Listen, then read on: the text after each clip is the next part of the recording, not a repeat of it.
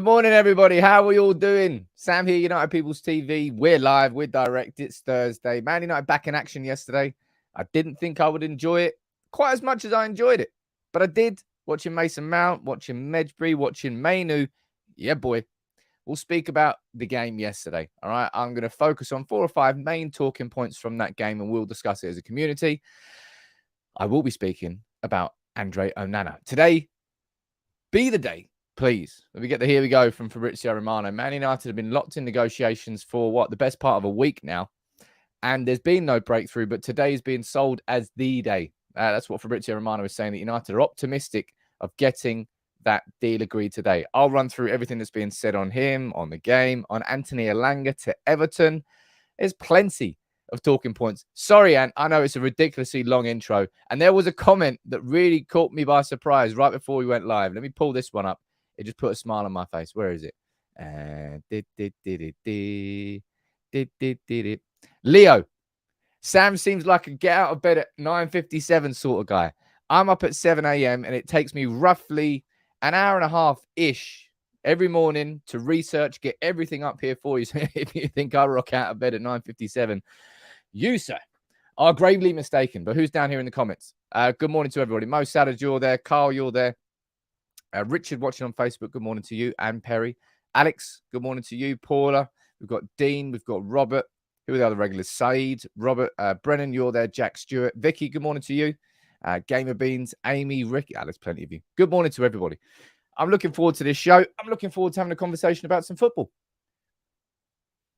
I enjoyed it yesterday. I really did genuinely enjoy it. Completely different teams in the first half and second half. The goals came in the second half from the youth. Quite a few things we learned, and we'll discuss them all.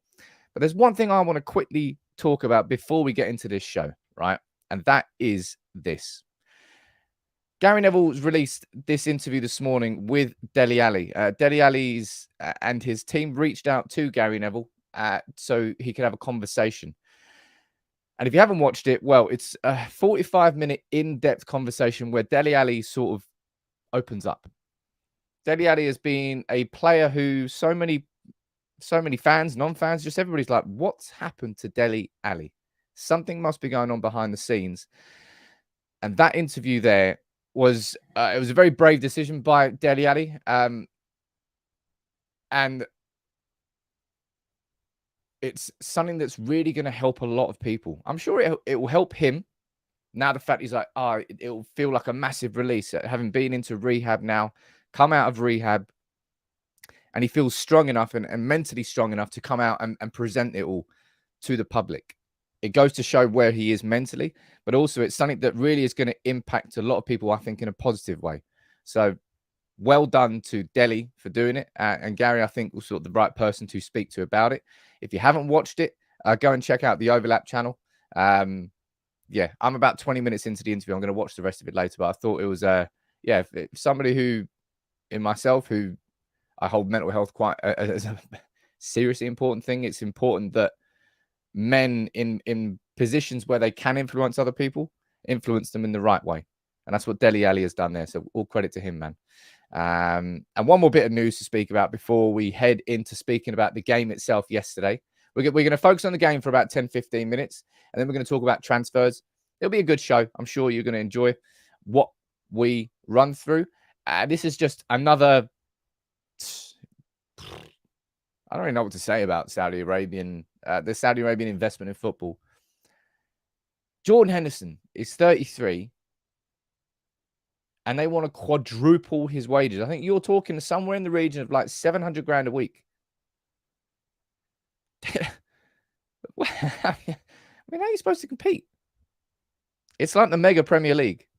When the Premier League came in, it had its own money, and that's kind of how the Premier League existed. But wow, what Saudi Arabia are doing this summer? Who was it yesterday? They got Milinkovic-Savic from Lazio. Obviously got Benzema. Obviously got Ronaldo. Obviously got Kante. Steven Gerrard's gone over there because he got a real family vibe. Okay, of course he did, mate. But this is mad. You know, he's 33. He's been a professional footballer his whole life. Money isn't particularly an issue until someone comes calling with 700 grand a week. Then you go and do it. It's boy. That issue is only I don't personally see the Saudi Arabian concept of trying to create another league as going away. You know how the Chinese Super League came and went? This one's different. This one is different. And it's going to be, it's going to be, just watch how it changes the game. It already kind of has, but watch how it now changes the game over the next couple of years. But let's speak about the game yesterday. What did you think about it? That was the team that started there. Kobbie Mainoo, my boy, holding the, what are they called? Pendant. There's a certain word for it. I can't remember what name it is now. He's there in the middle. Martinez was back. I was looking forward to seeing Ahmad play on the wing. I was looking forward to seeing how Mason Mount played on his debut. I was looking forward to seeing Fernandez at left back. I was looking forward to seeing how Sancho played, how Varane played alongside Martinez. There was a lot of questions that I think we had going into the game. And I felt that it was a really positive game of football. Pre-season, results don't really matter. What you're looking for are patterns. What you're looking for are, how is that player now compared to what he was before he went on his loan spell? Seeing development of individuals, seeing how the new signing Mason Mount settles in.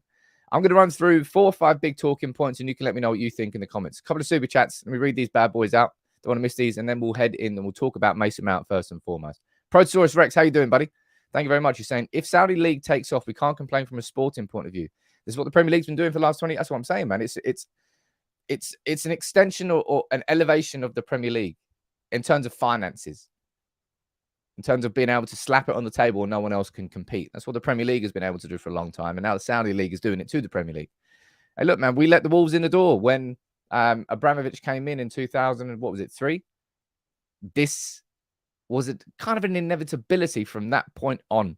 The Premier League has allowed this to happen. They created it. Sean, how you doing, buddy? You're saying, great game yesterday. Mount looked very good. I really did enjoy watching. Is that one there? No, this lad. What did you think about Mason Mount's debut? Because that was the biggest talking point going into it, wasn't it? I think Mason Mount can be pretty happy with himself.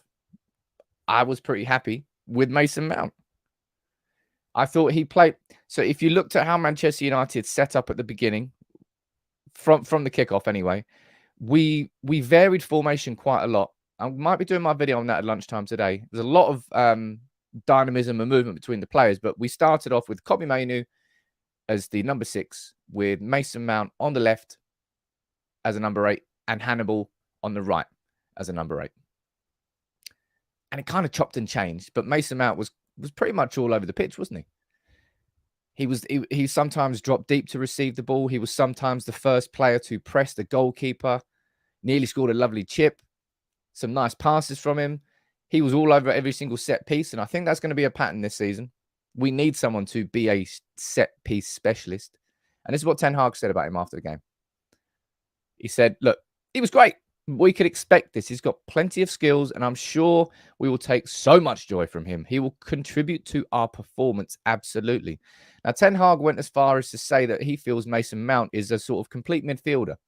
And by that, he means that there's not a massive, if you look at his like pizza chart from every area of the game, there's not a huge weakness. Like defensively, he's got that work rate. Going forward, he's got creativity, he's got goals, he's got vision, he's got movement, he's got energy. You could say that he might not win the headers. Maybe that's one there. But I think in the grand scheme of things, that was quite an impressive first performance. That's all the preseason needs to be. Warming up. And this is something that Ten Hag said after the game, actually, yeah. He said, look, it's the first game back. I think we've seen plenty of good things. We've already trained over the last year, so we have a good foundation. You can see that in that game. But yeah, some of the lads came in, they fit in. We're now 1 week into training. We presented the rules and principles. And what I can say is we've seen some good stuff. That's something I really thought straight away. I'm not sure if you felt it as well. If you compared that first game there and that performance to the first game of last preseason, not that we were like headless chickens, but we were getting used to Ten Hag style of football coming from Ralph Rangnick. We were like, well, people didn't really know what to do. There was kind of tentative pressing, weren't really doing it collectively. One person was going forward, one person was going back. the principles and the rules, the players didn't really kind of know subconsciously. Now, a lot of them did in that game yesterday. And you saw it, the patterns and the build-ups were much more, I don't know, defined. I don't know the right way to describe that. The players definitely were far used to Ten Hag than they were last year because they've had a year of playing with him. It's going to make a big, big difference. A big difference. And certainly how we're not going to be getting Brighton and Brentford at the start of the season. That's for sure. That's for sure. There's a couple of super chats there. Let me read these bad boys out. I don't know why I call super chats bad boys. I'm a Potato. How you doing, buddy? You're saying the way I look at this Saudi thing is it will separate the players from the mercenaries. Maybe not a bad thing. I mean, Jordan Henderson has always been, I suppose, one of those players that, I don't know, like from a moral standpoint, he seems to be a good role model for people, X, Y, Z. All of a sudden, at the age of 33, if he just goes, nah, sod that, I'm going over to Saudi, then everything else he's done previously gets called into question. Because it's not as if he needs the money. He's been a professional Premier League footballer his whole life. But maybe you just, hey, look, we're never going to get the call offering us 700 grand a week, so we can't put ourselves in those shoes, right? Leroy, how you doing, buddy? Leroy. No, Jones, not Jenkins.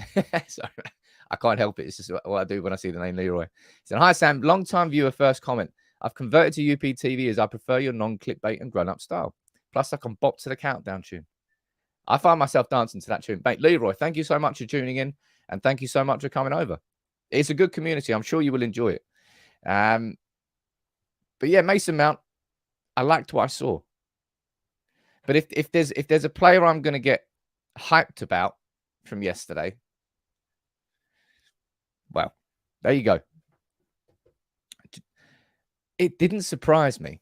All right, I'm not going to come here and say, wow, I didn't see that coming. I absolutely saw it coming. I think a lot of us saw it coming. Anytime you've ever watched Kobbie play with the under-21s, under-18s, he's calm. He's so calm, properly composed. He might be an 18-year-old who I think has he made one Premier League appearance for United? He might have made his debut last year. A dude looks like he's been playing football for years. That's what that's the compliment I can give him. Really, the compliment I can give him is man, he didn't look scared of the ball. Of course, it's Leeds, first game of pre-season. There's a couple of okay, take this into consideration before we sort of wax lyrical about Kobbie Mainoo. But this is a man here who I've always felt that this was his season. His breakthrough season was this season.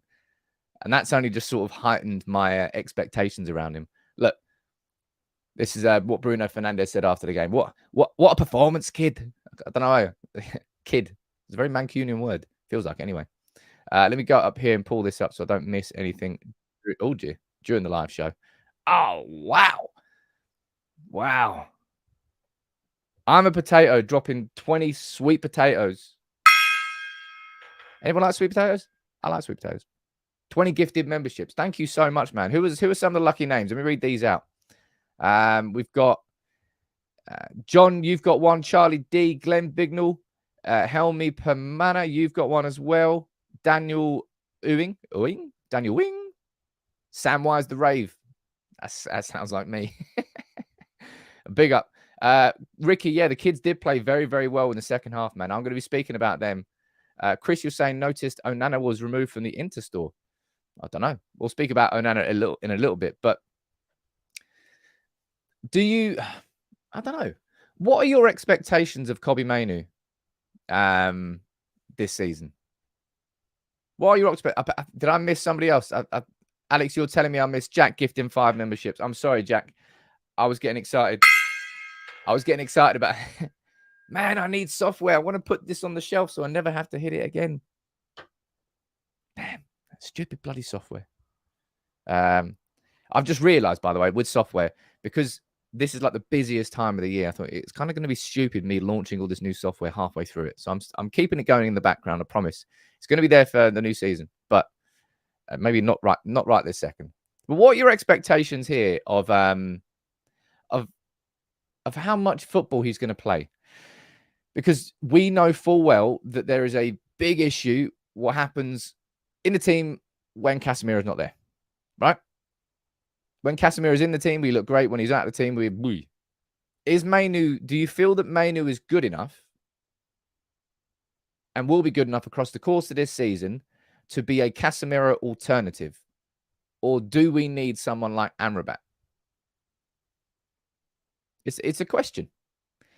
Let me see. Tim, you created a rod for your own back. Yeah, well, I suppose I did when I was been hyping this guy up. Vicky, you're saying, do you think it's easy to get carried away with the youth squad? Oh, yeah, it is. And I've been guilty of that before. It still goes down as the worst take I would ever make.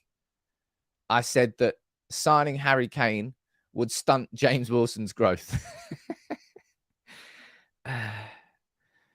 I'm ashamed to say that genuinely came out of my mouth. And I genuinely did think it for a little while. Yeah, so that one was completely wrong. So of course you can get carried away with youth team players. But there's just certain players that, like Garnacho coming through. It wasn't just that he was, he clearly had the talent. It's, you saw that he was ready for it. It's like in the, if you watched Garnacho in the FA Youth Cup final, right? Can't remember, is it Sheffield United we played? I can't even remember who we played. I think it was Sheffield United. But it was a tight game, really, really tight. Garnacho came off the bench and he was just like, give me the ball. Give me the ball. I want it. He took on all the responsibility and he changed the game. I think he scored twice, completely won the FA Youth Cup final and just took it upon himself because he's got that sort of mentality. Kobbie Mainoo is just somebody who youth team football is above him and kind of has been above him for a long, long time. I'm so excited about him. I really am. But I tell you what, there was plenty of other players who impressed yesterday. It was Nottingham Forest. I always forget. I thought Forest, was it? Anyway, there you go. It wasn't Sheffield United. But Ahmad yesterday was a player I was really looking forward to seeing because I remember what Ahmad was like before he left and how much has he developed.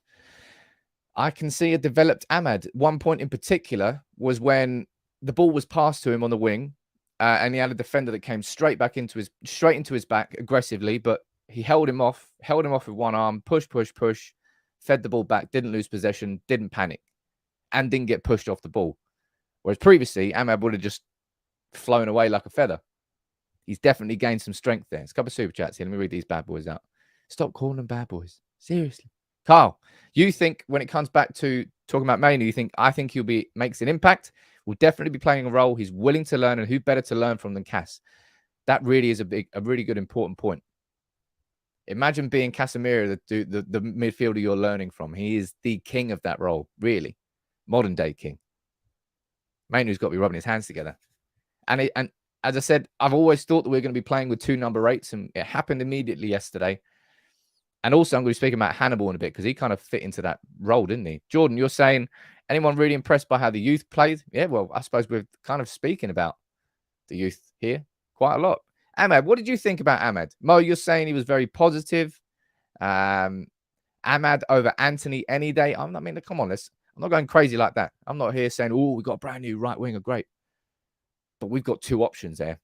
Don't think that bodes well for Kunda Pilistri, if I'm totally honest.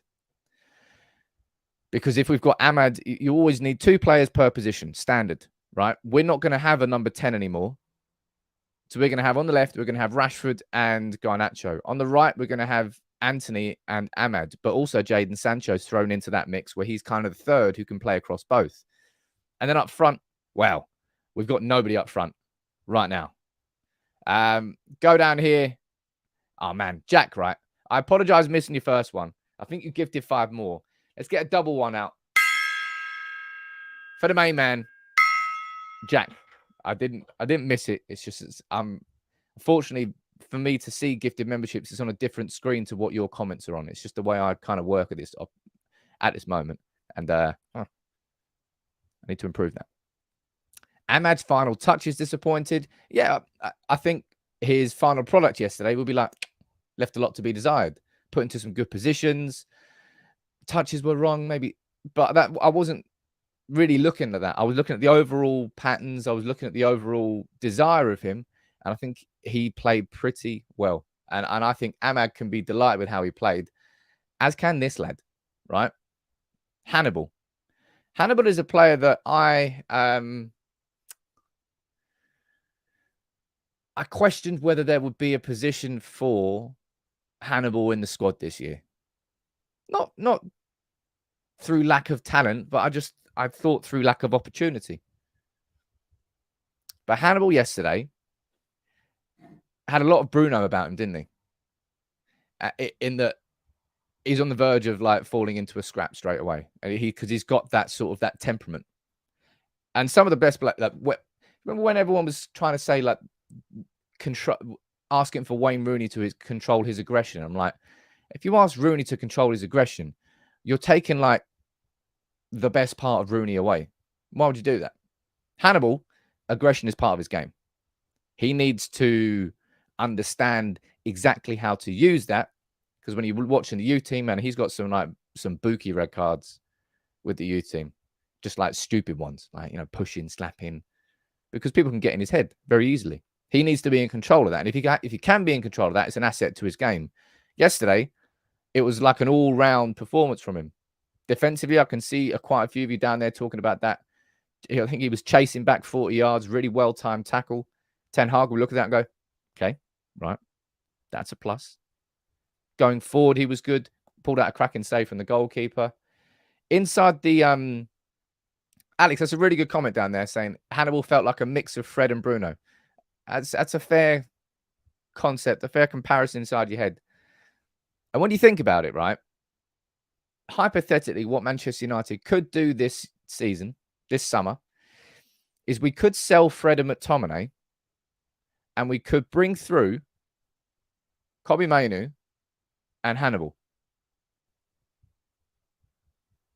Because Fred and McTominay, if they were both kept, would not be first-team players anymore. So then maybe we can sell McTominay and Fred, get 50 million in, use that money for the striker, and bring through Hannibal as an alternative to Bruno, Mainoo as an alternative to Casemiro, and then you've got a year for them to develop as kind of good understudies, right? Hannibal could then learn from Bruno for a year, and Mainoo could learn from Casemiro for a year. It could work. Hustling Magic, you're not happy with me down there saying, yeah, we could finish 8th. In an ideal world, you'd have world-class players in every single position twice, right? That's what City have got. And how many years of strong transfer windows has that taken to get there? Like a long-ass time. And a lot of broken rules to get the squad that they've currently got now. I'm not watching that position, that performance yesterday and going, right, immediately, Hannibal, keep him in. But maybe I've been unfair to dismiss Hannibal. I think that's what I'm saying off the back of that. I'm not that I've dismissed him. I just didn't think the opportunities would present themselves. But maybe I've been wrong in that. Let me say what you're saying down here. Hannibal's hair is cooler than Ten Hag's. Hey, mate, come on, man. Bald is best. Everyone knows the rules. Jordan, you're saying I was impressed by the goalkeeper, the defense, and the mid. So the majority of the team. But yeah, I'm gonna speak about Matic Kovaran a little bit as well.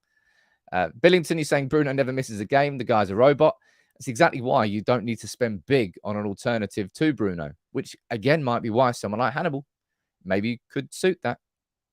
Debatry, you're saying McTominay should stay. Hannibal in the Premier League is a step too far.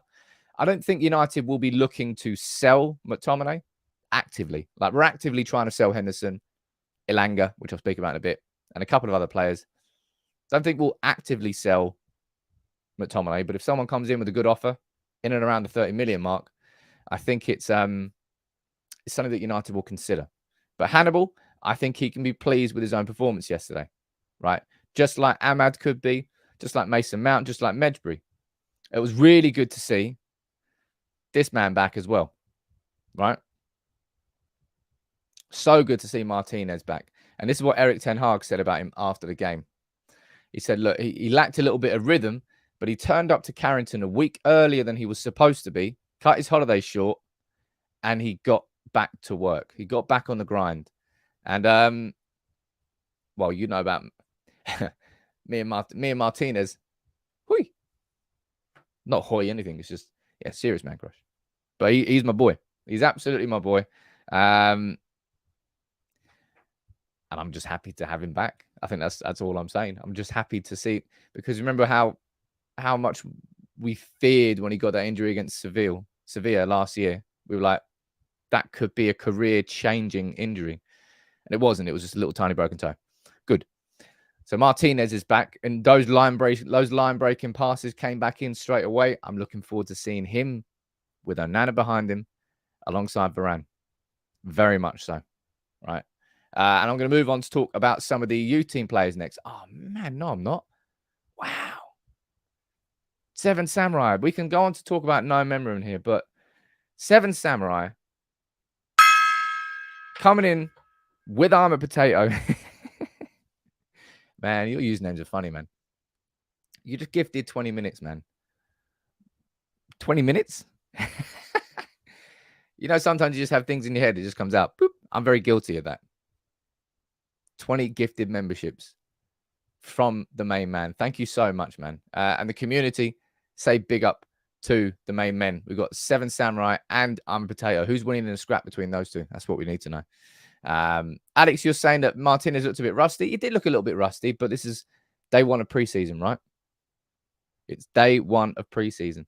But this lad here, Noam Emeren, hard to say that name fast, got man of the match, got a goal, got an assist, really nice, calm goal, really well won in the second half by Hansen Aaron.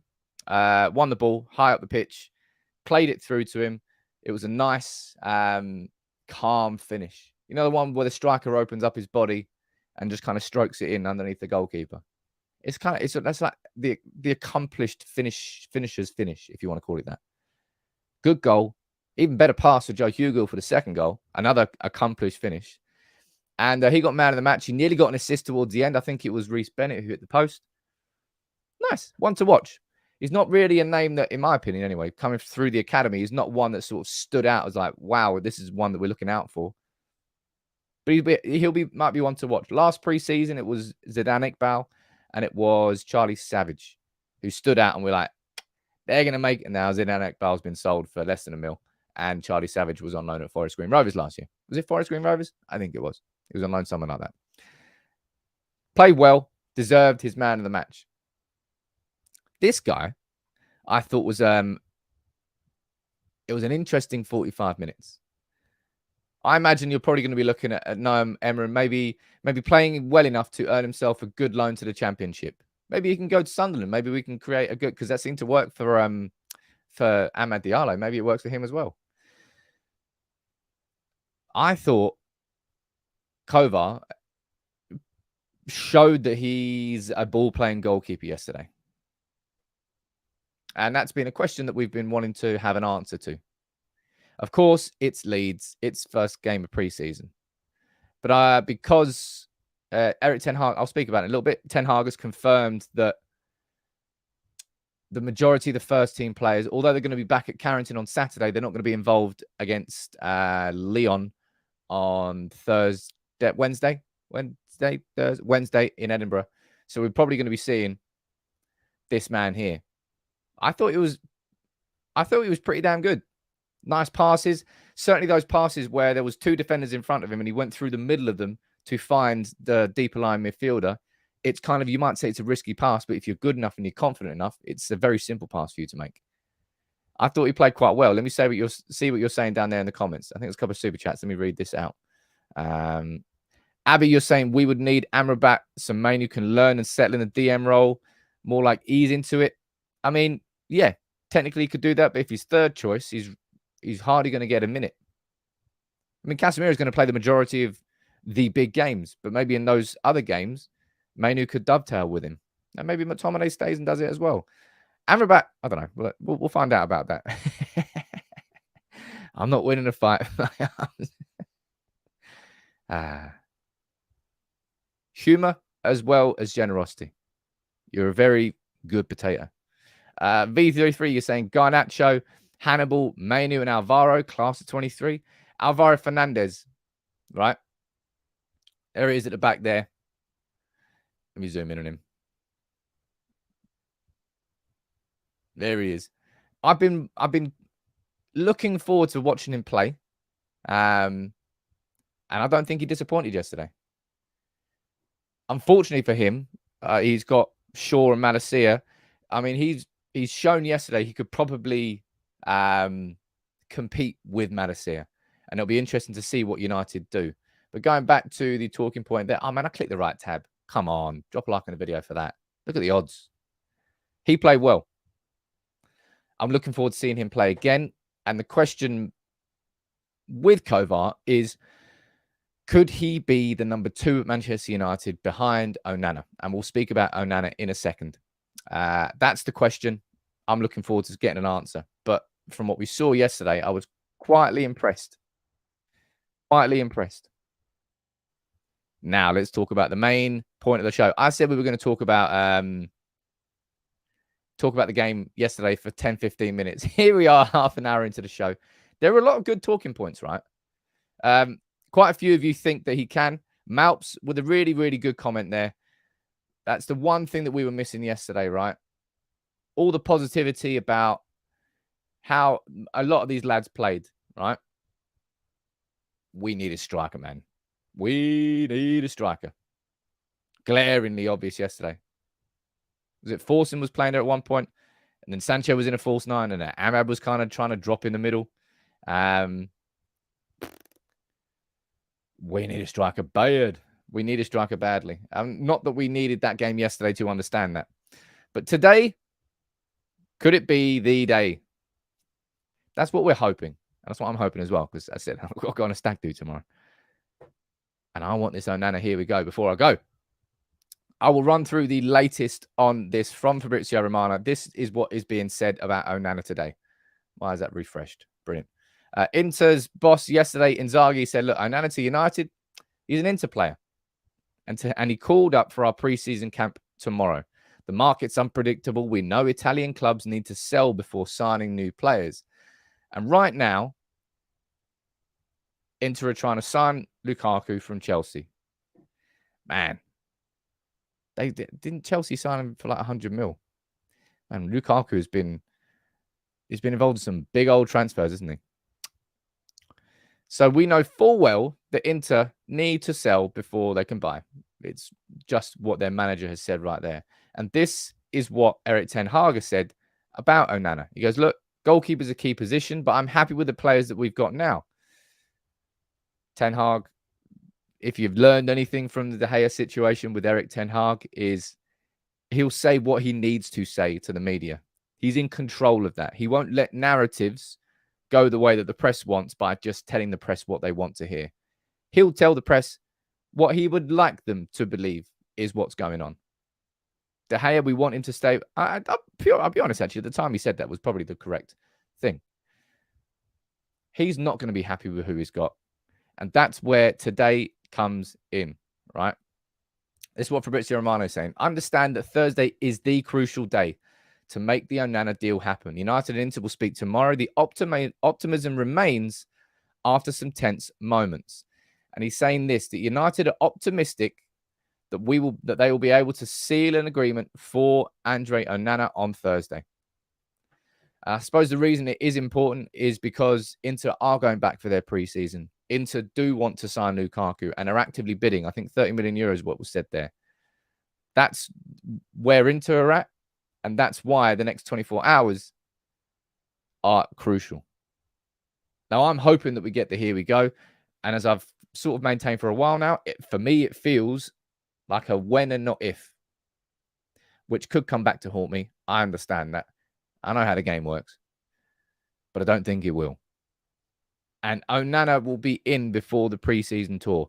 We probably won't see him for Edinburgh, which will give, for Lyon in Edinburgh, which will give Kovar another opportunity to impress, which will give Tom Heaton another opportunity to impress. And we'll find out about that. But I don't particularly think, see what's going on here.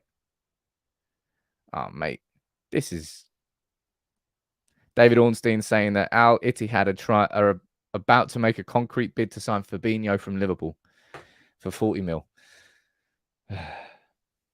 Deary, deary me. I still think De Gea will go Saudi Arabia. I don't even know where else he could go. Let me see what you're saying.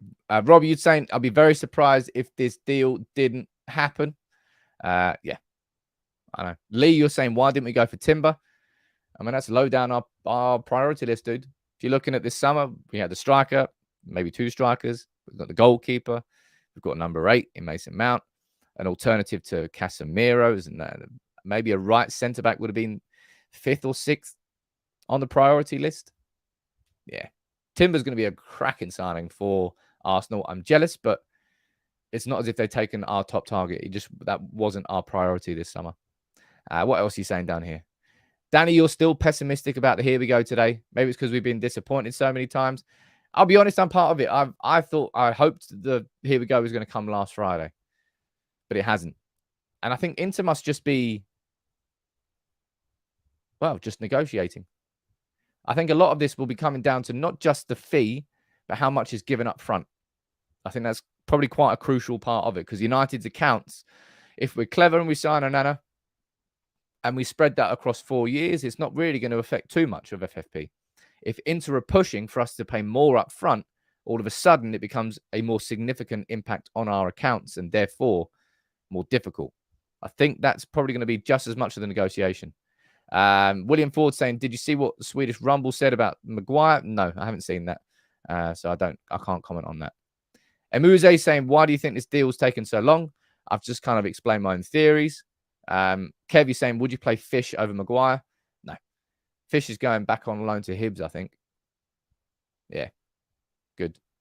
Can we hijack the Rice deal if it falls through? That ain't falling through. He's going Arsenal. All right. Done. And Arsenal got a cracking signing there. Arsenal have made some good signing. I know Havertz is probably one you look at and you go, really? Hey, look, Ramsdale certainly worked out. I think Arteta's earned a bit of trust around the signings that he makes as well. I hope it fails miserably. And 65 mil is a lot, but people will probably be saying the same. A lot of fans will be saying the same thing about Mason Mount. And I trust Erik ten Hag to have Mason Mount firing on all cylinders this year. Don't really mind United playing hardball over Onana, says the general. We can't keep overpaying on players. Yeah, that's what the line has to be drawn in the sand. Otherwise, United's reputation as easy in the transfer market, both from a player buying and a player selling perspective, won't ever change. And that's a perfect segue for us to talk about this, right? Because this is something that we need to get right. Everton are in talks to sign Anthony Elanga. And I look at that and I think, all right, that'll probably be a good move for Elanga. He's definitely Premier League quality. He's not quite good enough, in my opinion, from a technical perspective, for Manchester United. But if we sell him, I swear on my life, if we sell him for like less than 15 mil, then we are absolute idiots. And I mean like absolute minimum 15 mil. All right. This is a 21-year-old who has, I've already explained all this, like 30, 40, 50 senior United appearances. He's a full Swedish international and he's 21. And you're seeing this lad here, Shea Charles, joins Southampton from City. He made his debut, I think, on the last game of the season. He's played like 40 minutes for Man City. And he's just been sold there for 10.5 mil, potentially rising to 15 mil. And City have got the sell-on clause, the buyback clause, and matching bid rights too, which means if someone comes in and offers 20 mil, City can sign him for 20 mil. They've got that matching bid right. City have made themselves a... that's why the academy was so important to the future of City. They've got this churn now. It's Jack Trafford going to Burnley for 20 mil. It's Gavin Bazunu going to Southampton last summer for 15 mil. And now it's Shea Charles going for 10 to 15 mil from City to Southampton. This is perfect for them and their sustainable future. And it's something that they've got so much better than United. But they're out there selling players who've got 40 minutes of first team football for 10 mil rising to 15. Like, how on earth can we not be getting that plus more for Elanga? But I don't think we will. I don't think we will. Like, how much did James Garner go for last summer? After like a superb breakthrough season with, was it Forest in the Championship? Is that weird thing? I think that's where he played. Mate, we've got to get 15 to 20. It has been a fundamental problem of our football club for a long time. But because now we're losing money as a business, lost 200 mil over the last 3 seasons, it's hurting us more. We were kind of able to bury our heads in the sand and go, well, it's bad, but it's not really affecting us. It's affecting us now. It is affecting what we can do in the market. Our previous failures are all starting to pile up. Get it right with Elanga. Get it right with Dean Henderson. Get it right with Donny van der Beek. This has to be the summer where we get it right. Dean Henderson, best part of 30 million is what he is worth. Anthony Elanga, 20 million, in my opinion. So 15 million rising to 20 with add-ons. That's the deal that should be on the table here for Anthony Elanga. It's whether or not United are able to do that. Vicky, you're asking what his wages are? Minor. Whatever the wages are, it's going to be probably less than 80 grand a week, I reckon so. Even less than that. Cliff Nutt.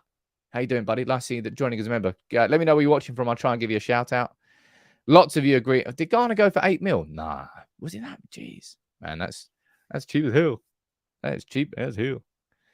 Dino, Henderson should be between McTominay, Elanga, and Van der Beek. I don't know. United should be looking north of like 60 mil plus for those 3 players. That's what we should be getting this summer. And whether or not we get it, I mean, that is a different conversation altogether. But last couple of minutes of the show, you let me know what you think. Something I'm going to be introducing, by the way. Because I've been working so hard on the software, I appreciate that I've not released much to you. So I think I said it to you yesterday. I'm going to be rejigging the perks for memberships, introducing new perks for all squad members, introducing new perks for captains and new perks for legends. And if you're a captain, you're going to be out. I'm going to introduce a new part of the live show every day where you can call in at the end of the show every single day. So instead of me just asking for your questions here, I'm going to reserve that for the captains only. And that'll be a perk for you. So there's going to be some new stuff like that. But yeah, yesterday, I was really pleased with how Mason Mount got on his debut. I was delighted with how Kobbie Mainoo played. I was impressed by Ahmad's development. I was impressed by Hannibal and pretty much the whole team in the second half. And there were some decent talking points to be had, and I think we've just had them. You can let me know which videos you'd like to see me do for lunchtime video today. And I hope that we are live later on with a here we go for Onana, because that's the big one. That's the big transformative signing this summer. It's a case of when and not if, and I just rather it happens now. All right. What are you saying down here? Mount looked great off the ball. Craig saying, what's happened to the legacy arms? That is coming back for the first game of the season. All right. And that's going to be a perk that's available to every member. Access to the arms. Any new merch coming, says Kev. The merch has all gone on the back burner. Truth be told, I'm completely moving distributors and providers and finding someone brand new, a whole new shop setup. So I'm basically starting it all over again. I'll still have all the same designs I had before, but there's a lot of legwork going on behind the scenes. It just wasn't quite working out properly. So when that launches, there'll be new designs and new everything. And when the next new season's on, there'll be new merch for everybody. Ghana went 15 million. Yeah, he should be. That's what I think so anyway. Elanga should be a minimum 15 million. I reckon 20 mil. Mate, it's mad. How did we get 25 mil for Dan James? How? But let's wrap this up. Thank you so much for tuning in, everyone. Thank you for Seven Samurai and Fanama Potato and Jack as well for your gifted memberships. I remember all of them. Go me. Drop a like on the video if you can. I'll be back at lunchtime today. It's good to see United back in action, isn't it? Preseason game, 1 down, 7 to go. 7